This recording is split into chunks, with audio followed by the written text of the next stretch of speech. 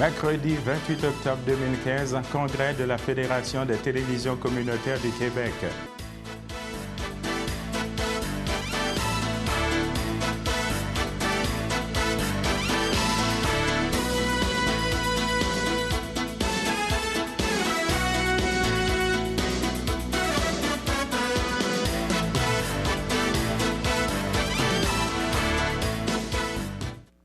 Bonjour à tous, bienvenue dans notre bulletin quotidien de CTRB pour aujourd'hui. Justement, je vais vous parler de la Fédération de la télévision communautaire du Québec pour vous dire en effet que c'est sous le thème de la télévision communautaire autonome, écran, proximité que les membres de l'association se sont réunis au château du Mont-Sainte-Anne. L'événement qui se déroulait du 23 au 25 octobre a permis de rassembler 22 délégués représentant 28 des 39 télévision communautaire autonome et membre de la Fédération des télévisions communautaires du Québec. Maintenant, mesdames et messieurs, on va passer à autre chose, justement pour vous parler d'un autre congrès, un congrès qui a eu lieu à Saint-Ligory dans la Naudière, justement le Forum Lanaudois des aînés. Justement, on a rencontré la directrice générale de la Société d'Alzheimer qui nous a livré ses commentaires concernant ce forum-là, Lanaudois pour les aînés. En voici un extrait. Jean-Louis pour CTRB, je suis en compagnie de Mme Jeannie Duval de la Société d'Alzheimer. Madame Duval, bonjour. Bonjour Jean-Louis. Okay. Avec un tel événement qui se déroule aujourd'hui, comment votre association a eu une approche justement pour participer à un tel événement? Eh bien, premièrement, je siège au conseil d'administration de la table régionale, la table de concertation régionale des aînés de la Naudière, mais aussi la Société Alzheimer est en mandat régional. Alors, on est souvent sollicité et on a été sollicité dans le cadre d'un atelier qui s'appelle Réussir son vieillissement. Alors, c'est la raison pour laquelle on est là aujourd'hui. Alors, à 3 reprises aujourd'hui, on a donné un atelier. Dans la Naudière, présentement, on dit que c'est 7400 personnes qui sont atteintes, qui ont un diagnostic. Il y en a plusieurs qu'on ne connaît pas parce qu'ils n'ont pas de diagnostic. L'an passé, comme exemple, au 31 mars 2015, nous avons donné des services à 5500 personnes différentes à la société. C'est énorme. Il y a 32 employés pour y arriver. Wow, vous avez une grosse clientèle, si je comprends bien. On couvre toute la région de la Naudière, c'est 6 MRC. Alors, quand on a une personne atteinte, c'est de 3 à 4 personnes qui entoure cette personne-là et à qui on offre des services aussi. On offre des services de support et d'accompagnement à une famille, pas juste à une personne atteinte. Oui, s'il y a une personne atteinte, il y a une famille autour. Alors, c'est tout le monde qui peut bénéficier des services de la société. Qui dit Alzheimer dit démence irréversible. Donc, comment les familles, justement, travaillent avec les gens? Comment vous travaillez avec les gens qui en ont des gens qui souffrent d'Alzheimer? Par de la stimulation. Premièrement, nous, on a un groupe en début de maladie qu'on appelle, qui s'appelle l'instant présent. Alors, les gens qui viennent de recevoir un diagnostic sont invités à venir participer à ce groupe-là. Une demi-journée par semaine où ils viennent parler, échanger, parce que les gens en début de maladie sont conscients de ce qui se passe, qu'il y a des choses qui filent puis qu'on ne peut pas rattraper. Alors, nous, on est là pour les faire parler, les faire jaser, leur donner des outils aussi, des activités qu'ils peuvent faire et la famille peut contribuer à cette aide-là. Alors, ça, c'est une des premières choses qu'on fait. Sinon, on peut donner un répit à la famille. 3 heures de répit à l'aidant principal avec une accompagnatrice spécialisée qui passe 3 heures avec la personne atteinte qui a la maladie. On fait des activités de stimulation. On y va avec ce que la personne est encore capable de faire. Ça, ce ne sont que des exemples. Et on peut faire aussi, nous, du support aux aidants pour les faire parler, jaser de toutes sortes, de la formation, des groupes échanges, un suivi psychosocial. Alors, parce que l'aidant ne doit pas s'oublier là-dedans. L'aidant doit prendre soin de lui. S'il est en forme, s'il prend soin de lui, il est en meilleure position pour prendre soin de la personne atteinte et de l'accompagner tout le long de la maladie. Ça prend toutes sortes de formes. Donc, si je comprends bien, vous avez tout à fait un bon service d'accompagnement. Oui. C'est la raison d'être de la société. C'est le support et l'accompagnement aux familles. C'est vraiment... Et ça prend... La société, c'est 10 services complètement différents et les gens peuvent venir chercher les 10 services ou peuvent venir chercher seulement celui qui répond à leurs besoins dans le moment présent. Sinon, ils peuvent prendre la panoplie de services qu'on leur offre. Oui. Est-ce que vous travaillez de concert avec d'autres sociétés, justement, la Société d'Alzheimer? Oui, on travaille de concert. On est 20 sociétés au Québec. On est affilié à une fédération. Et cette fédération-là, c'est une par province. On est affilié à Alzheimer Canada, qui lui est affilié à Alzheimer International. Mais chaque société régionale comme nous, on est là pour donner des services. Tandis que quand on est à la Fédération provinciale ou à Alzheimer Canada sont là plus pour nous donner un support au niveau de la logistique, toute la documentation, aider à la recherche, être en lien avec les chercheurs, être en lien avec les gouvernements. Ce sont les paliers. Tandis que nous, on est terrain. On y va avec les besoins que les gens de notre région nous manifestent et qu'on essaie de mettre en place. Dites-moi, Madame Duval, est-ce qu'il y a une forte augmentation des gens qui souffrent d'Alzheimer dans la région de Lanaudière? Moi, je vais vous dire que oui. Quand j'ai débuté en 2006 à la Société, c'était à peu près 4000 personnes qu'on nous dit qui étaient atteintes. Et en 2004, là, on est en 2015 et je vous ai dit tantôt 7200. Alors, c'est un petit peu plus que 10 ans, ça l'a presque doublé. Alors, oui. Quel facteur vous attribuez à ça? Le vieillissement de la population. Alors, c'est ce qui arrive. À chaque tranche, aussitôt qu'on dépasse 70 ans, à chaque tranche de 5 ans, on augmente notre pourcentage de risque de développer une maladie d'Alzheimer ou une maladie apparentée. Alors, Madame Duval, Madame Jeannie Duval de la Société d'Alzheimer de Lanaudière, je vous remercie de cet TRB. Alors, c'était justement Madame Duval, la directrice générale de la Société d'Alzheimer du Québec de Lanaudière, qui nous a parlé. Je vous rappelle, mesdames et messieurs, que l'intégralité de ces entrevues, vous les retrouverez à l'émission Focus de Trait que j'anime ici à CTRB. Justement, je vais vous parler maintenant de la campagne de la vaccination contre la grippe saisonnière pour vous dire que le Centre de santé et des services sociaux de Lanaudière a annoncé que la campagne annuelle de vaccination contre la grippe saisonnière et pneumocoque débutera le 1er novembre prochain. À compter du mardi 13 octobre 2015, les clientèles visées pourront prendre rendez-vous afin de recevoir ce vaccin gratuitement. Par ailleurs, et afin de faciliter l'accès au vaccin, le Centre de santé et des services sociaux de Lanaudière organisera des cliniques de vaccination avec rendez-vous dans toutes les MRC de son territoire. Le vaccin sera offert gratuitement aux clientèles suivantes: les personnes âgées de 60 ans ou plus, les enfants âgés de 6 à 23 mois, les femmes enceintes qui en sont à leur 2e ou 3e trimestre de grossesse, les personnes ayant certaines maladies chroniques, comme une maladie du cœur, des poumons ou des reins, le diabète, le cancer, l'asthme, ou ayant un système immunitaire affaibli. Donc, pour les femmes enceintes aussi qui présentent une maladie chronique, peu importe le stade de grossesse, les personnes présentant une obésité importante avec indice de masse corporelle IMC 40, les personnes vivant avec ou prenant soin des groupes précités, incluant les parents d'enfants âgés de moins de 6 mois et les travailleurs de la santé. 2 options pour prendre rendez-vous: par Internet dès le 13 octobre, cela veut dire que ça a déjà commencé à partir du 13 octobre, ou aussi en visitant le site web de www.monvaccin.ca et sélectionner d'abord le type de vaccin à désirer, puis l'option Lanaudière. Si vous habitez le territoire du sud de Lanaudière, la MRC de l'Assomption et les Moulins, sélectionnez ensuite l'option sud de Lanaudière.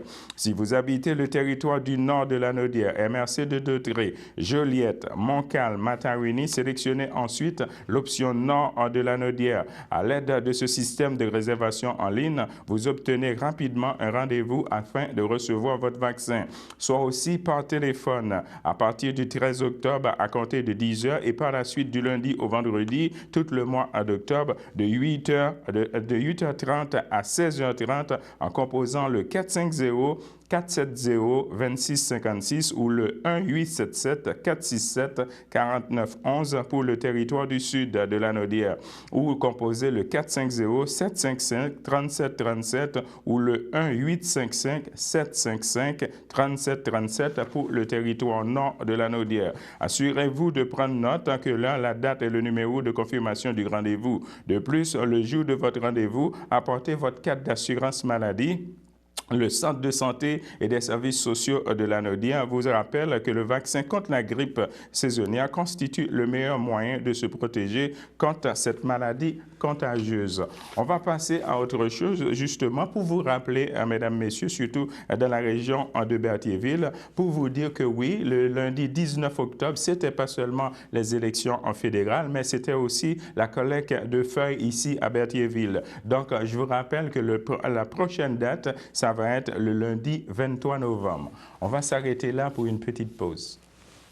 Le samedi matin, dès 9h30, nos téléspectateurs sont invités au Super Bingo télévisé diffusé de nos studios de Berthierville. Un montant de 600 $ est disponible chaque semaine lors de cette joute de bingo télévisée. Un animateur et 3 bénévoles se succèdent à la caméra de CTRB dans le but de vous faire passer une petite heure agréable et payante le samedi matin. On peut se procurer les cartes de jeu chez les dépositaires autorisés participants à Berthierville, le dépanneur Formule 1, rue Gilles Villeneuve, le marché IGA Extra sur la rue Gabriel Brissette, le dépanneur Gauthier-Savard au 480 Montcalm, le marché métro rue Notre-Dame, la pharmacie Brunet rue Frontenac, le garage Pétroté sur la rue Gilles Villeneuve et à Saint-Ignace-de-Loyola, le marché Aldo rang Saint-Michel, le dépanneur Le Magasin Esso sur le chemin de la Traverse. C'est un rendez-vous tous les samedis matins à 9h30 sur les ondes de CTRB, votre télévision régionale et communautaire.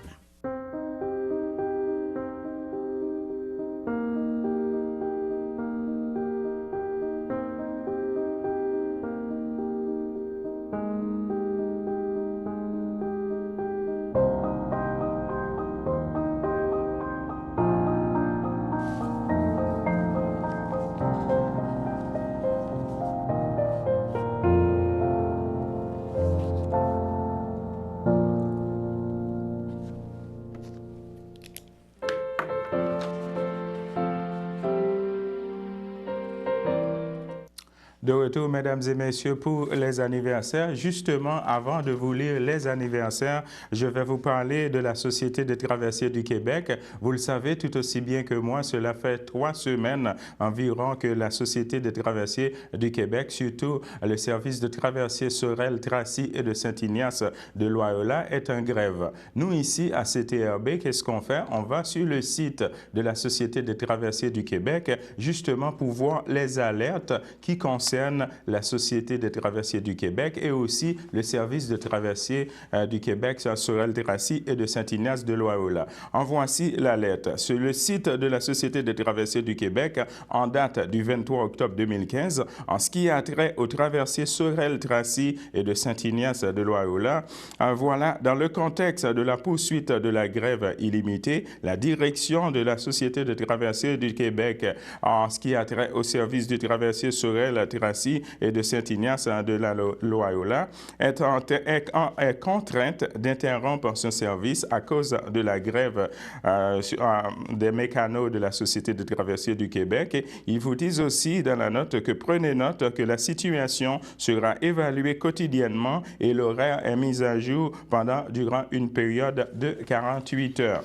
On va passer à autre chose, une autre annonce pour vous dire aussi que c'est aujourd'hui la municipalité régionale de comté de la MRC de Dautrey, disons la MRC de Dautrey, vous invite au lancement officiel de son service de développement économique.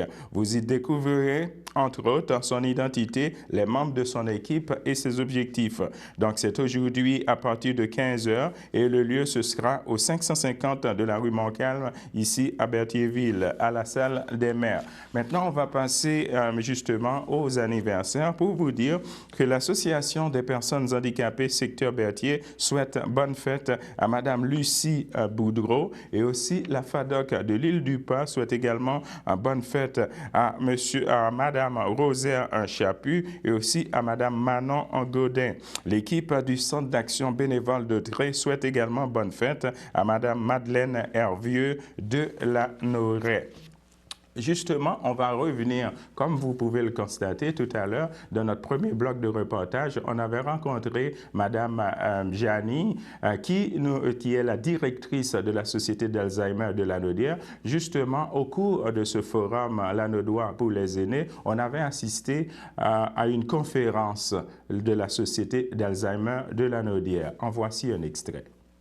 Plus les petits événements de la vie quotidienne qui reviennent, qui sont récurrents et qui nous agacent, qui nuisent le plus à notre santé, à notre bien-être et qui peuvent emmener plus la détresse psychologique et de l'anxiété que les événements de vie difficiles.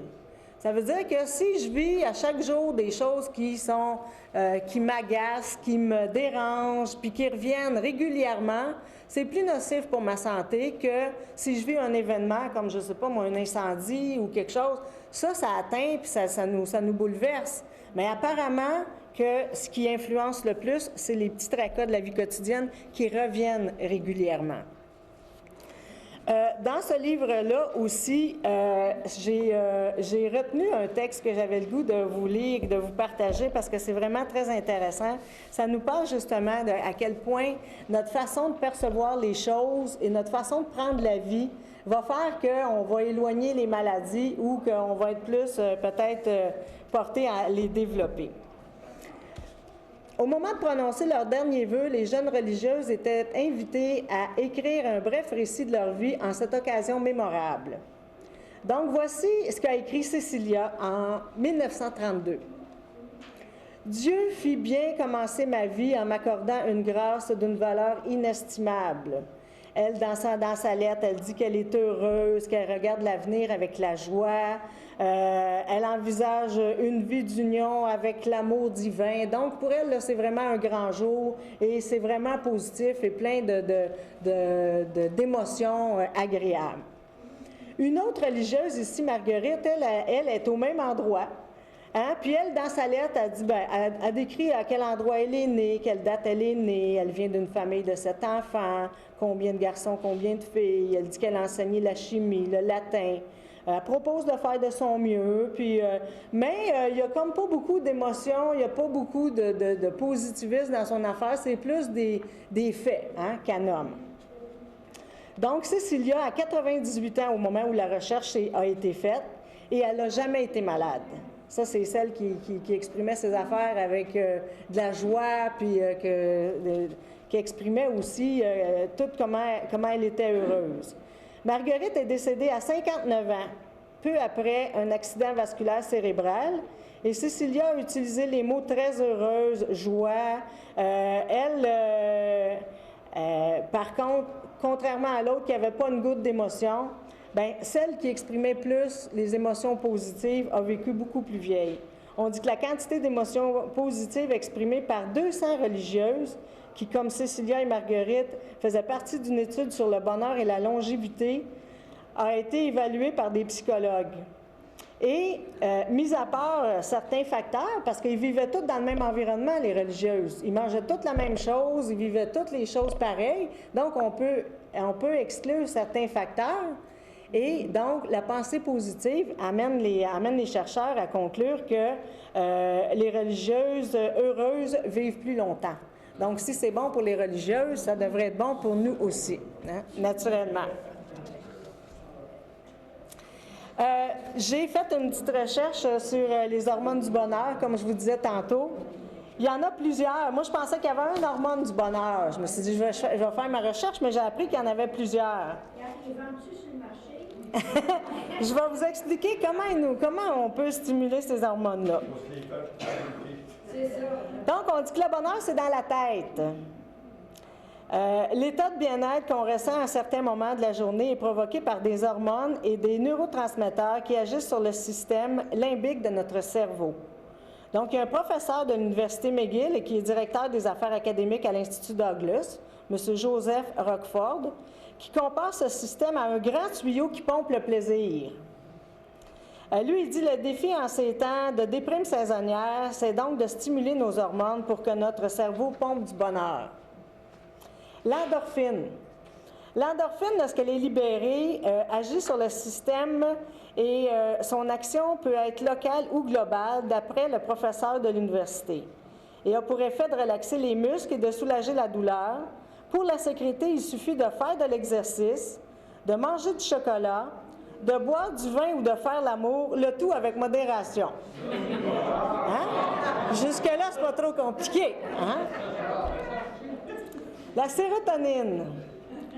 Le lien entre la sérotonine et le bonheur n'est pas direct. Par contre, on dit que son action est beaucoup moins importante que celle de l'endorphine, mais elle peut, malgré tout, remonter le moral d'une personne déprimée.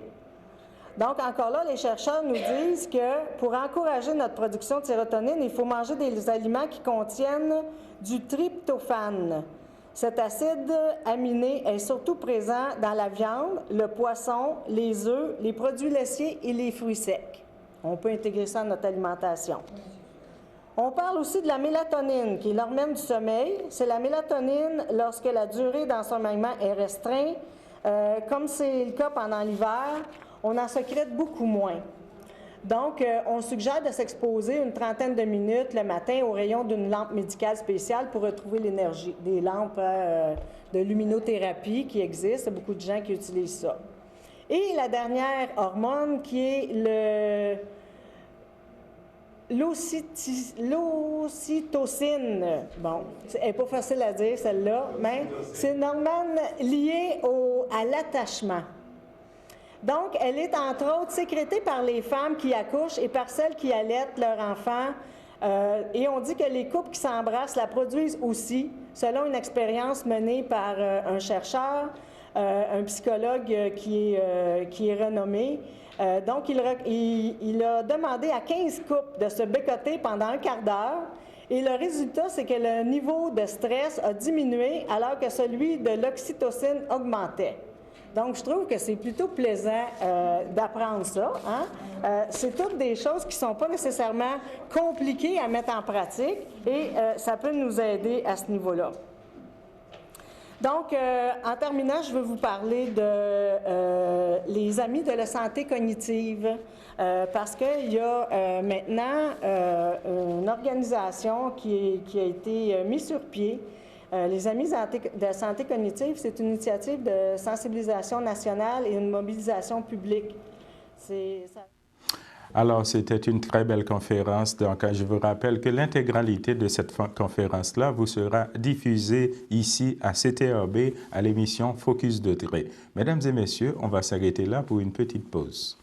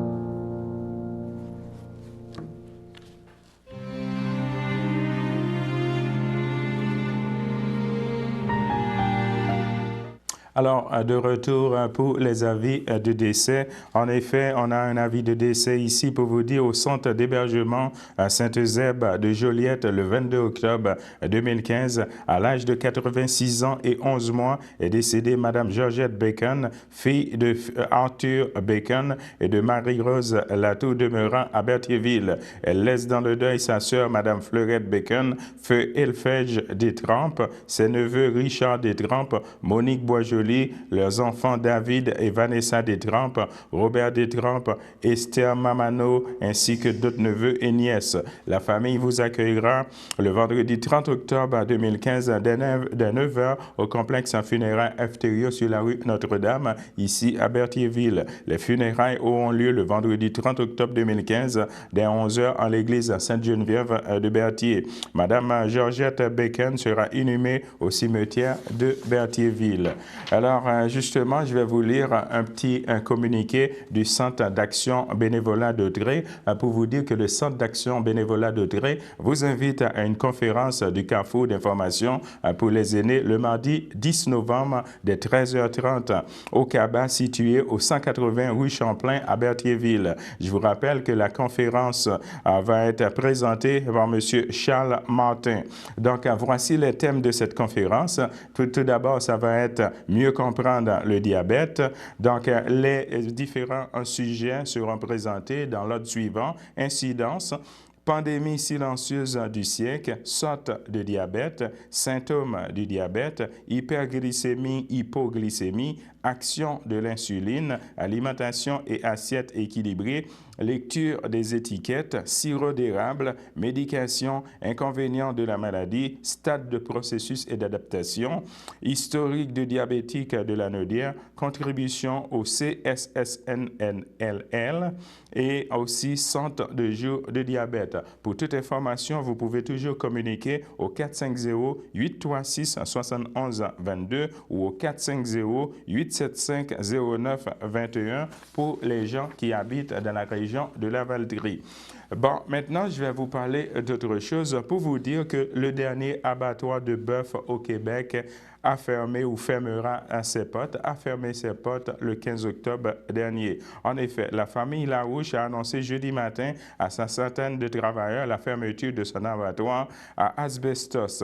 La fermeture est définitive, mais la direction garde espoir de relancer la production. Aucun bœuf n'a été abattu depuis 9 jours et l'entreprise est en manque de liquidité. Investissement Québec lui avait consenti une marge de crédit de 2 millions de dollars au printemps dernier. Viande Laroche en a utilisé la moitié, mais n'a pas été en mesure de remplir les conditions de l'entente prise avec Investissement Québec pour avoir accès au deuxième million promis.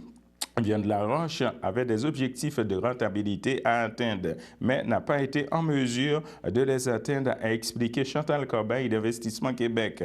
Dernier abattoir de bœuf encore existant au Québec, Viande Laroche ne recouvrait pas ses côtés de production. Principale raison, le prix d'achat élevé du bœuf, prix établi par les deux géants canadiens GBS et Cargill, propriétaires d'intérêts américains. La grande majorité des travailleurs se sont dit déçus, mais ils n'ont pas été surpris par la nouvelle. Si certains préfèrent demeurer positifs et disent être confiants que Claude Laroche et ses 3 enfants trouveront une solution, les autres ne se font pas d'illusions sur la possibilité de retrouver leur emploi. Les yeux noyés dans l'eau, la voix éteinte par l'émotion, le président fondateur Claude Laroche a dit avoir quelques idées pour tenter de sauver de la faillite une partie de son entreprise. Mais il s'attend à ce que le syndicat débarque d'ici une semaine pour procéder à l'inventaire des équipements. Encore une autre petite annonce, mesdames et messieurs, justement avant de passer à la météo, pour vous dire que la Maison de la Famille aux 4 vents vous invite à des rencontres de parents avec les bébés de 0 à 1 an où différentes techniques de massage se sont enseignées. Alors, de retour avec la météo.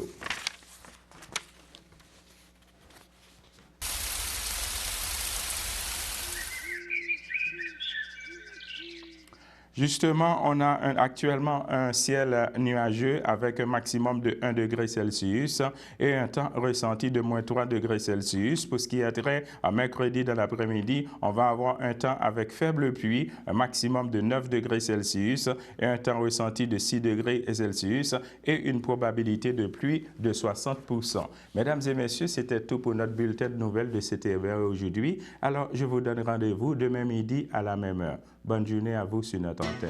Merci.